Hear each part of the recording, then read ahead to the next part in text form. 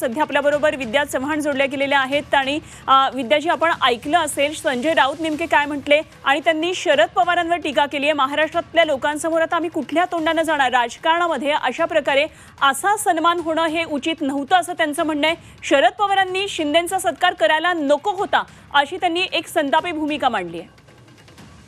नाही, मला असं वाटत नाहीये। पवार साहेब एक जाणते नेते आहेत, अनेक वर्षाचा अनुभव त्यांच्या बरोबर आहे। आज बाळासाहेब ठाकरे आणि पवार साहेब यांच्यामध्ये सुद्धा कधी काय ते विरोधी पक्षात असून सुद्धा ते कधी कधी व्यासपीठांवर मित्रासारखे आलेले आपण बघितलेलं आहे। त्यामुळे अशा पवार साहेबांचा जो दृष्टिकोन आहे तो संजय राऊतांनी समजून घेणं आवश्यक होतं आणि अशा प्रकारची टीका करणं हे बरोबर नाहीये। त्यांना जे योग्य वाटतं ते त्यांनी केलेलं आहे आणि मला असं वाटतं याचं स्पष्टीकरण शरद पवार साहेब जास्ती चांगल्या प्रकारे देऊ शकतात। निश्चित शरद पवारांची प्रतिक्रियेची आम्ही सुद्धा प्रतीक्षा करतोय। मात्र विद्याताई, जेव्हा साहित्य संमेलन होते त्याच्या तोंडावर एकतर अशा प्रकारे राजकीय सन्मान होणं आणि ज्यांनी महाराष्ट्राच्या राजकारणामध्ये खरं तर फोडाफोडीचं राजकारण केलं अशी ज्यांच्यावर टीका होती त्यांचा सन्मान स्वतः शरद पवारांनी करावा याबाबतची खरं तर ही टीका आहे। कसं तुम्ही या सर्व टीकेकडे पाहताय?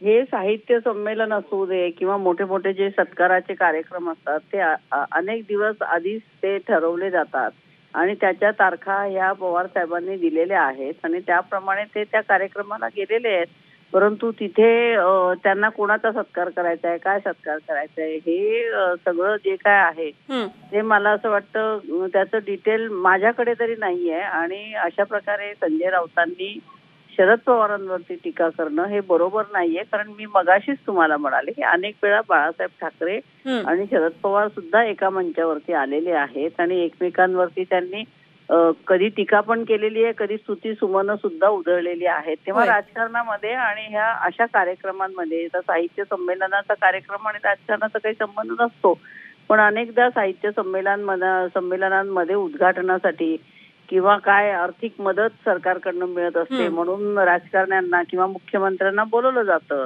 आणि ती प्रथा परंपराच होऊन बसलेली आहे। तर तेव्हा अशावरती टीका करणं आता संजय राऊतांना ते योग्य वाटत असेलही, पण आम्हाला ते योग्य वाटत नाही। ठीक, विद्याजी धन्यवाद। आपण झी 24 तास बरोबर बोललात आणि आपली प्रतिक्रिया व्यक्त केली त्याबद्दल।